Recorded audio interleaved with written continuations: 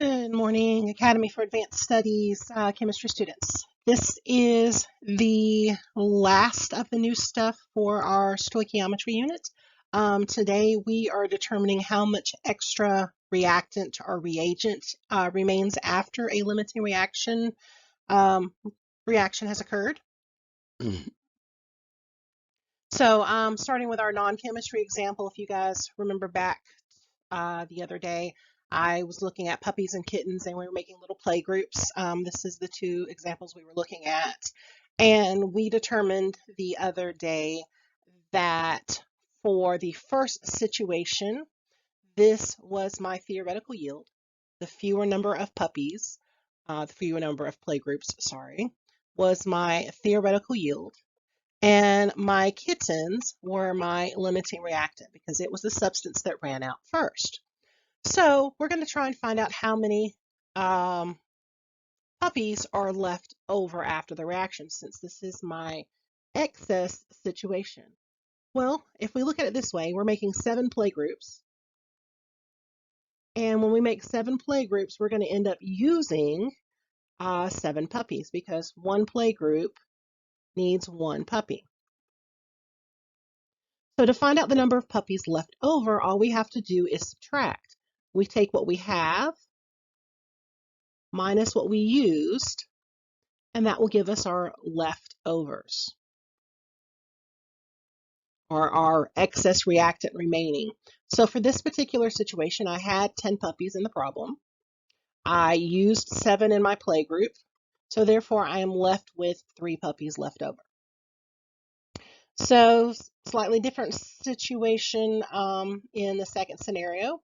This one, our play group was 1 kitten and 2 puppies, and we determined that in this situation, my limiting reactant was the puppies because it produced the fewest number of play groups. That was my theoretical yield. So in theory, if I made these play groups, I'd end up with 5 play groups. But how many kittens do we end up having left over? Well, instead of starting with my product, with my play group, in typical stoichiometry fashion, we would start with the limiting reactant because the limiting reactant is the substance that determines how much product you can make, but it also determines the amount of reactant that you're going to end up using for our other substance. So for this particular situation, I had my 10 puppies, and it was 2 puppies per 1 kitten, which means I'm going to end up using a total of 5 kittens. So to find out how much is left over, I still have to subtract. I still have to use my have minus my needs. So I had 7 kittens. I used 5 kittens. So in this particular situation, I have 2 kittens left over. Now this is a non-chemistry example of limiting reactant. Again, we don't typically count quantities of things in chemistry. We're looking at mass or volume or particles. So excess reactant is our reagent, is the reactant that's not completely used up in the reaction. It's something that remains over. The easiest way to determine your excess reactant remaining is to first convert your limiting into your excess. This will allow you to calculate how much you used. Once you know what you've used, all you have to do is subtract. You take the excess that you have, which is from the problem,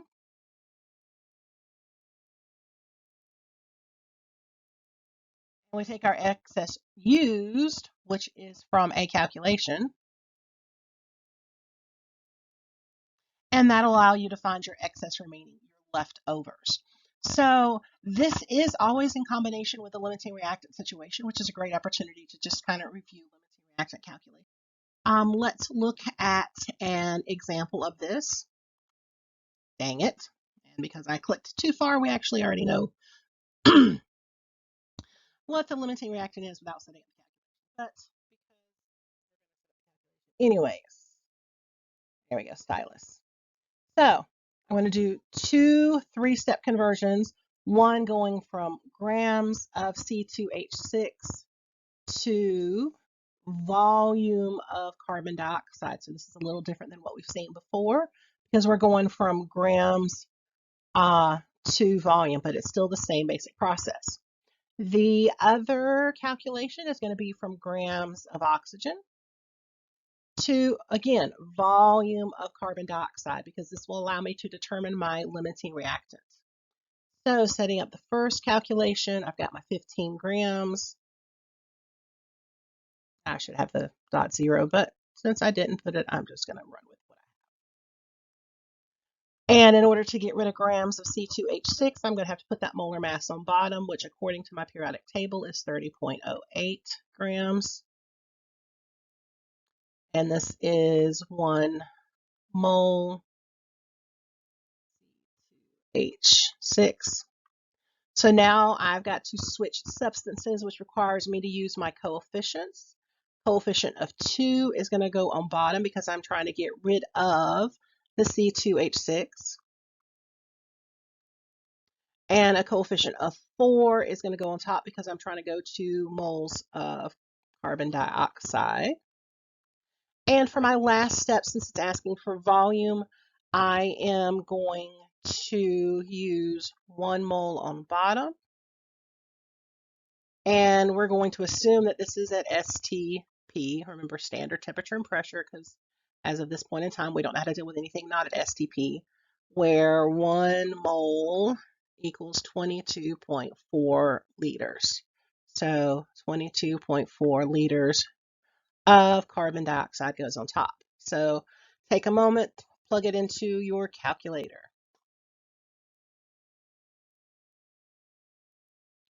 So my calculator gives me 22.34 something, something, something, something.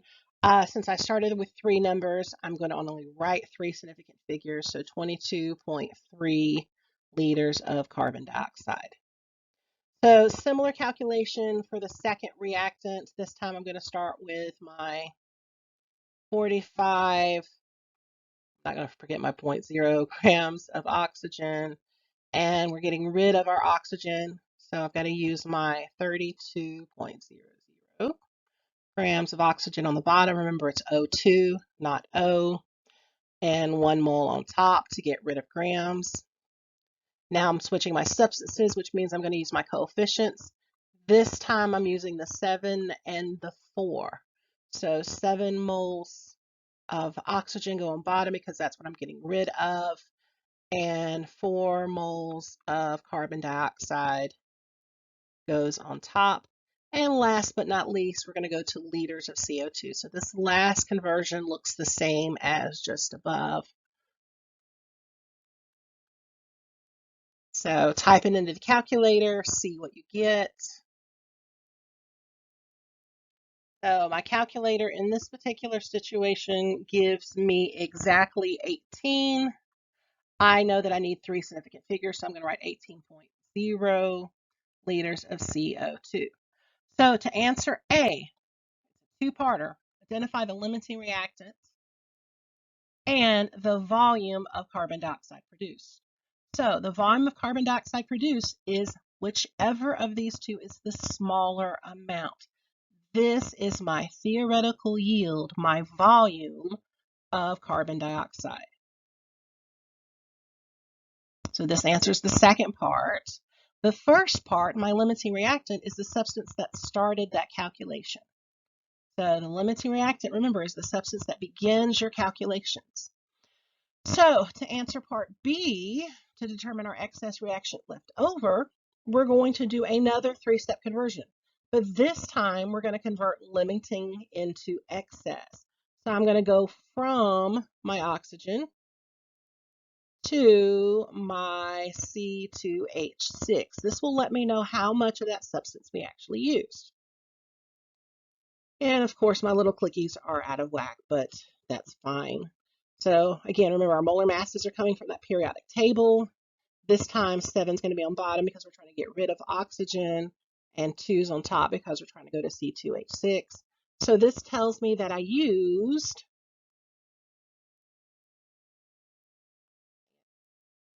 I love when numbers disappear. This tells me that I used 12.1 grams. I know according to the problem that I started with 15. So 15 minus 12.1 means my excess remaining is 2.9 grams. I've got 2.9 grams of oxygen left over.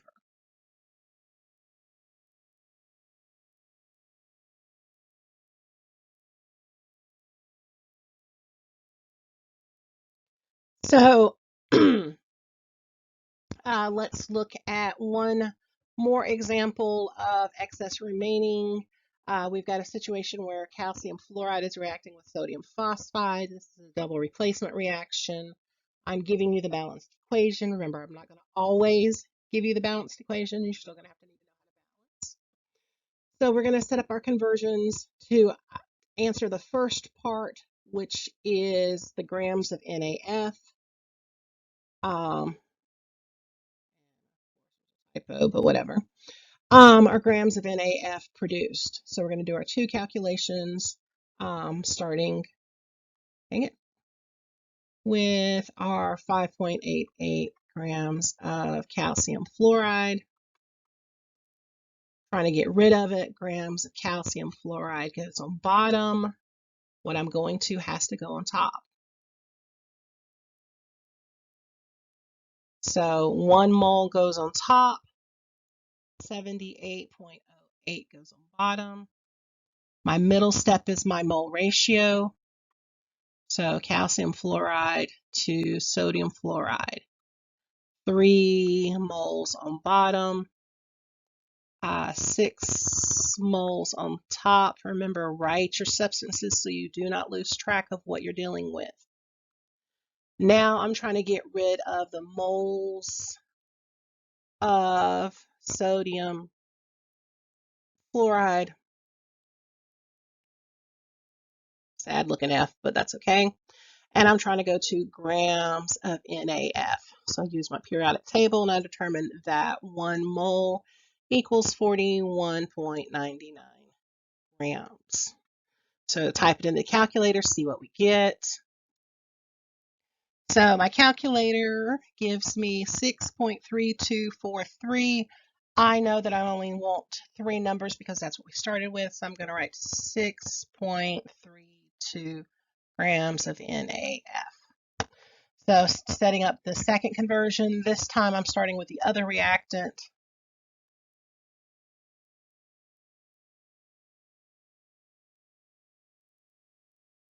I am getting rid of the sodium phosphide, which means I need its molar mass, which is 99.94 grams in A3P. Remember, that molar mass, all I did was add up 3 sodiums and 1 phosphorus. So 1 mole goes on top because 1 mole of any substance equals its molar mass in grams. Next is my mole ratio. This time I'm using the 2 and the 6, 2 moles of sodium phosphide on bottom, 6 moles of sodium fluoride on top, and my last step looks the same as the previous conversion.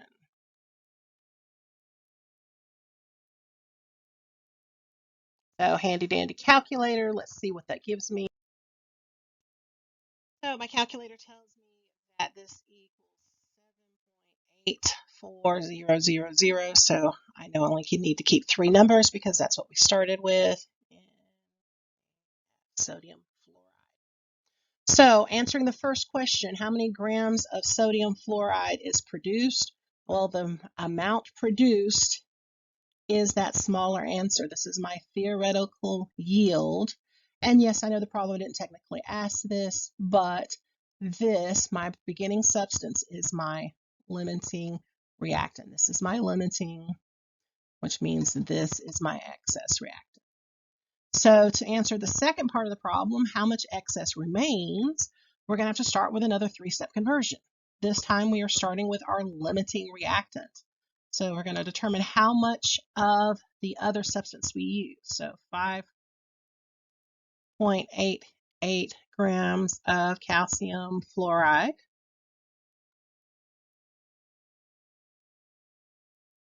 Ouch.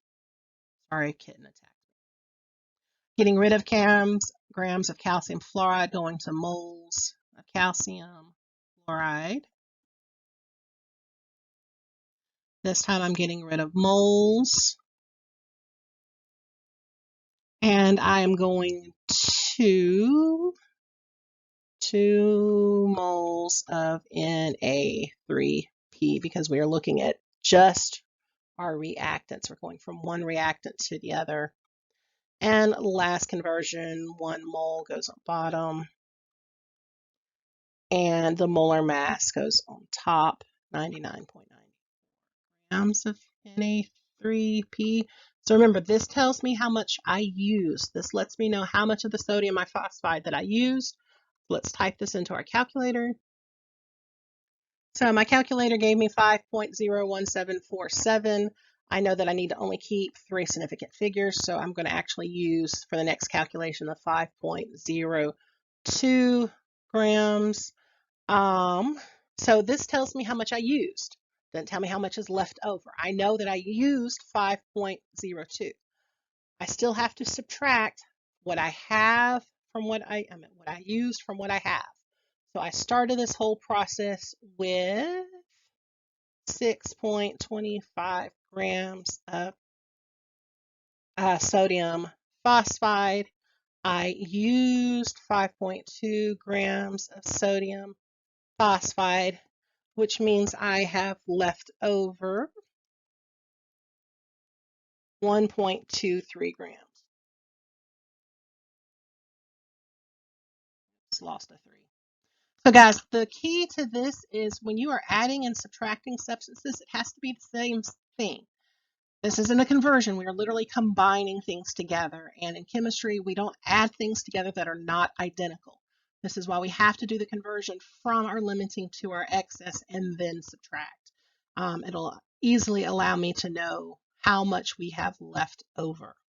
That is the last of the stuff for this unit. I will be posting another video tomorrow just kind of showing everything together, including the percent yield, which we did not see again today. Hope y'all have a nice day, and this is Miss Rain signing out.